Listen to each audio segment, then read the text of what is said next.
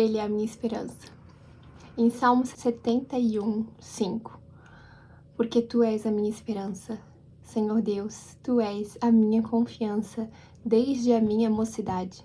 Hoje, olhar as notícias cansa. No Brasil e no mundo, a gente vê a violência aumentando, insegurança com o futuro, ansiedade com questão de dinheiro, trabalho e estabilidade. São guerras, crises e notícias pesadas o tempo todo.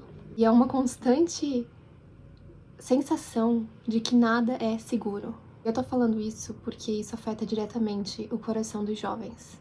Muitos vivem com o medo do futuro, a pressão para dar certo cedo, a comparação gerado, pela comparação constante nas redes sociais, não só por status de vida, mas também por aparências, sensação de não ser o suficiente, ansiedade e um cansaço emocional. Antes eu realmente fazia um checklist de todas essas coisas. Então, quando a gente vai para a Bíblia, o que a Bíblia chama de esperança? A esperança que Deus oferece para nós não é um otimismo vazio, não é um vai dar tudo certo. É a confiança em Deus, mesmo quando tudo parece estar dando errado. A esperança bíblica, ela é firme, constante, baseada em quem Deus é e não nas circunstâncias. Mas o que muda quando Deus é sua esperança, mesmo num mundo caótico como esse?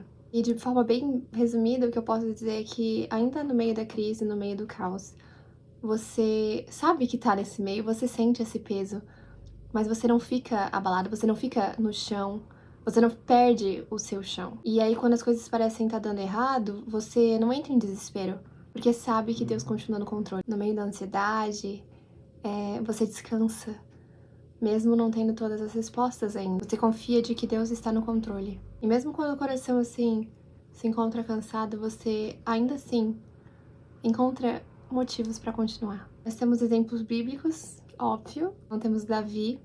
Do medo, da perseguição e da dor de Davi surgiram os Salmos, que são as canções e orações mais lindas, mais profundas que são recitadas até hoje. Mesmo naquelas circunstâncias, ele dizia que Deus era a sua esperança. Então, a esperança não é a ausência de problemas, é a presença de Deus no problema. Isso é impactante, meu Deus do céu. Realmente é maravilhoso. Nós temos o profeta Jeremias também, que viu a destruição, o caos, o sofrimento ao seu redor. E ele mesmo assim declarou. Deixa eu pegar a parte certinha aqui. Em Lamentações 3:21. Quero trazer à memória o que me pode dar esperança. Ele escolhia lembrar de Deus, mesmo vendo um cenário catastrófico. Trazendo isso para a realidade de hoje, e especialmente assim nos jovens, a gente vê muitas comparações na internet, então vê todo mundo feliz, bem sucedido também, e aí a gente acaba se sentindo atrasada. Tá tudo bem, pode confessar, amigos, a gente se sente atrasada. A esperança em Deus nos lembra que o nosso tempo não está atrasado, está sendo cuidado. E algo de que eu sofri muito, muito mesmo, foi o medo do futuro. O diabo realmente pegou firme nesse quesito pra mim, quando eu estava distante de Deus. A faculdade, trabalho, dinheiro, independência, são muitas coisas colocadas sobre nós. Tudo parece meio incerto, Porque a gente não tem certeza de como as coisas serão. Nossa esperança em Deus, a gente vê que o nosso futuro não depende só de nós, de mim. Deus já viu lá na frente, Ele já projetou a minha vida. E o que eu tenho que fazer é surrender, eu tenho que me render à boa, perfeita e agradável vontade dEle. Ele já tá lá na frente, Ele é onipresente, que fala, onipotente, que Ele sabe de todas as coisas, a todos os momentos. Ele já sabe como é o meu destino, como eu sou lá pra frente. E Ele sonhou, Ele escreveu a melhor versão de mim. Então eu vou confiar, eu vou ter esperança nisso. Então a ansiedade sobrecarga, A gente também escuta muito sobre os burnouts da vida. Então os pensamentos acelerados, a pressão, o medo constante. Você não precisa controlar tudo. Você pode descansar em Deus, colocar a sua esperança nele. E às vezes a gente tá com o coração cansado, né? Com decepções, frustrações, umas relações quebradas. Mas Deus, quando colocamos nossa esperança em Deus, a gente é lembrado. Ainda não acabou.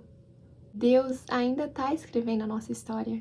A gente, como ser humano, a gente vê isso muito, né? Pessoas idealizando coisas, criações.